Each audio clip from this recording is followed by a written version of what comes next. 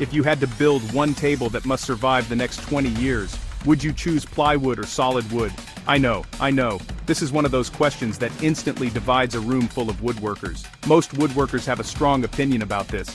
Some swear by the beauty and tradition of solid wood, while others champion the reliability and versatility of plywood. But today, we're not arguing based on tradition. We're testing what actually lasts longer. In this video, we're putting both materials through a series of real-world data-driven tests that go way beyond what you've heard in the workshop. We'll get hands-on with structural strength, warping, surface durability, screw holding, and moisture resistance, and honestly, one of these materials might surprise you. We're not just talking theory, we're building, breaking, and observing, so you don't have to wonder what's best for your next project. Before we start, comment below, right now. Type plywood or solid wood. Don't change your answer later. Let's see who's right by the end. Ready to rethink everything you know about woodworking? Let's get into it.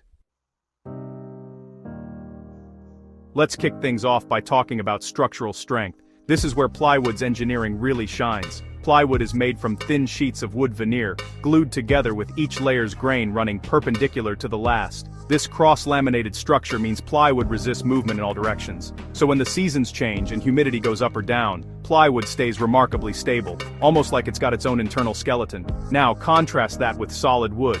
Solid wood is just that. Solid, continuous grain running in one direction. It's beautiful, and it's strong, but it expands and contracts with changes in humidity.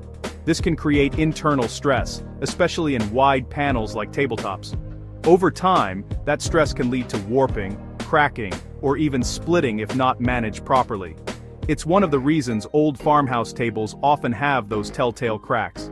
In our first test, we took identical-sized panels of both materials and exposed them to a cycle of high humidity, followed by a dry heat blast, kind of like what your table might experience in a steamy kitchen or a sunroom. The solid wood panel expanded, then contracted, leaving a visible cupping effect. The plywood barely changed at all. That cross-laminated core is like an insurance policy against nature's mood swings.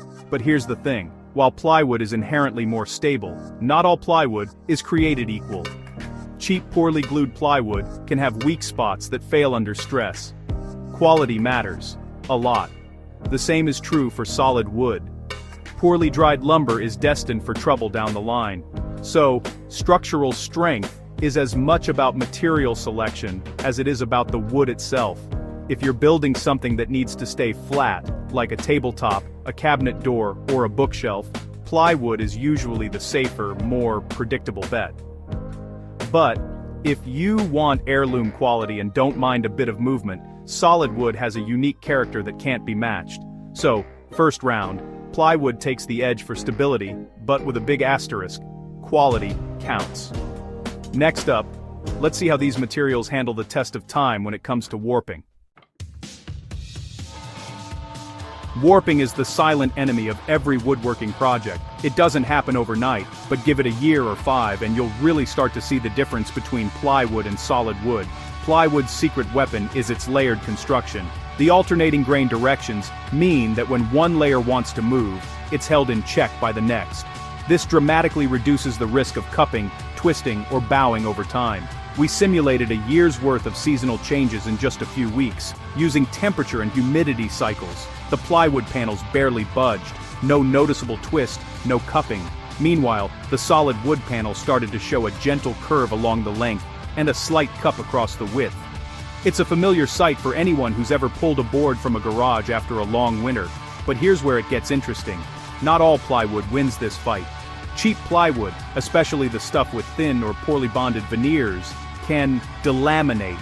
That's when the glue fails, and the layers start to peel apart. If you've ever seen a wavy or bubbling plywood panel, you know exactly what I mean. It's a reminder that with plywood, you get what you pay for. Solid wood, on the other hand, won't delaminate, but it's at the mercy of its own grain. If you don't account for wood movement in your design, think breadboard ends or floating panels, you're inviting trouble. Joinery techniques matter a ton here. So, the takeaway. Plywood is the champion when it comes to resisting warping, but only if you invest in quality material. Solid wood requires a bit more skill and planning to keep flat, but when done right, it can last for generations. Both materials have their Achilles heels, and knowing them is half the battle. Ultimately, if you want a table that stays flat without much fuss, plywood's your friend. But if you appreciate the challenge and reward of working with wood's natural movement, solid wood is hard to beat. Now let's talk about what happens when life happens. Dings, dents, and the occasional dropped mug. Here, solid wood really flexes its muscles. Because it's the same material all the way through, you can sand out scratches and refinish the surface over and over. That's why you see 100-year-old solid wood tables still looking incredible after a fresh sanding and finish. It's a renewable surface, and that's huge for longevity. Plywood, on the other hand, usually has a thin veneer, just a fraction of a millimeter, over a core of less attractive wood. This gives you that beautiful hardwood look, but only on the surface. If you gouge it too deeply, or sand it too aggressively, you'll break through that veneer and expose the core. And once that happens, it's nearly impossible to fix without replacing the entire panel. In our durability test, we took a heavy keychain and dragged it across both surfaces. On the solid wood, the scratch was real, but a quick sand and new finish made it disappear. On the plywood, the scratch cut through the veneer, leaving a permanent mark. No amount of sanding could fix that without making it worse. So, solid wood is the clear winner for repairability and long-term surface durability. You can refinish it, restore it, and keep it looking new for decades. That's why antique dealers love solid wood furniture. It can always be brought back to life. But plywood isn't totally out of the game.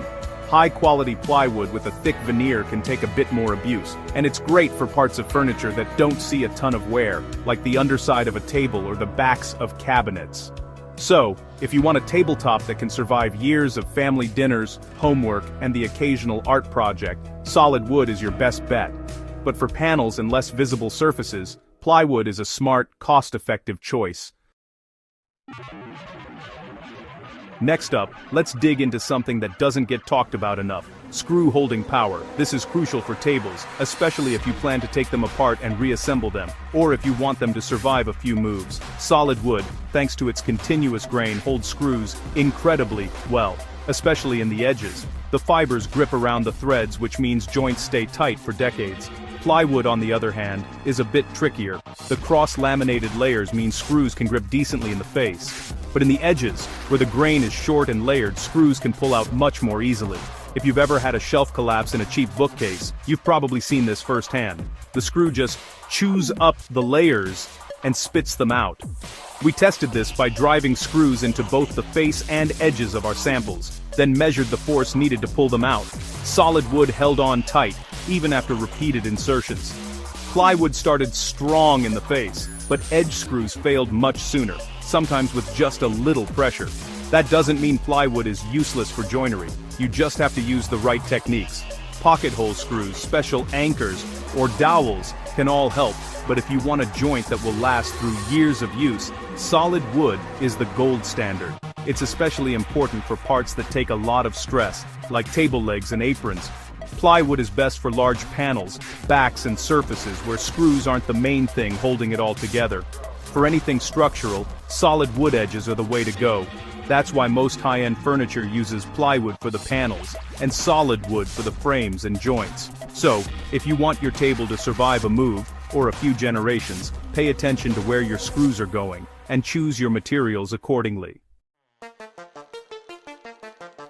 Finally, let's talk about moisture, the silent killer of furniture everywhere. Kitchens, basements, sunrooms, these places can wreak havoc on wood with their constant humidity swings. Plywood, especially exterior or marine grade, is designed to resist moisture. The layers are glued with waterproof adhesives, and the cross-laminated structure helps prevent swelling, shrinking, and warping. In our water test, we soaked both materials and let them dry repeatedly. The marine-grade plywood barely changed. No swelling, no delamination, just a bit of surface roughness. The solid wood, however, expanded noticeably, and after a few cycles, tiny surface cracks began to appear. That's the wood losing its battle against moisture. But before you go swapping all your projects to plywood, remember, both materials can last indoors if they're built and finished properly. A good finish acts as a barrier, keeping moisture out. And if you're building for a controlled environment, like your dining room, either material can last for decades with the right care. Where plywood really shines is in places with unpredictable humidity. Think garages, beach houses, or anywhere the air gets damp and then dry. That's why boat builders and cabinet makers love marine plywood. But inside your home, solid wood can last just as long if you finish and maintain it. At the end of the day, moisture resistance is about choosing the right material for the job and protecting it with a good finish. Both can fail if neglected, and both can last a lifetime if cared for. So when it comes to surviving the elements, plywood, especially the good stuff, has the edge. But indoors, a well-made solid wood table can still be an heirloom piece. So, after all the tests, here's what the data shows. The best builders use both materials, plywood for panels, solid wood for frames and edges, for stability, repairability, and longevity. It's not about picking one winner, it's about understanding where each material shines, and combining their strengths. That's how you get furniture that's both beautiful and built to last for decades, or even generations. Now scroll back up. Did you pick the right one, or did you realize the answer isn't that simple? Maybe you started out solid wood all the way, or you were team plywood from the jump. But after seeing the tests, you can see why the pros mix and match. The best projects are the ones that use the right material, in the right place, at the right time. Comment below. Has this changed how you choose materials? And if you want more real-world woodworking tests, subscribe. Because we test myths with data, not opinions. Next time you build something, you'll know exactly what to use and why. Thanks for watching, and I'll see you in the next one.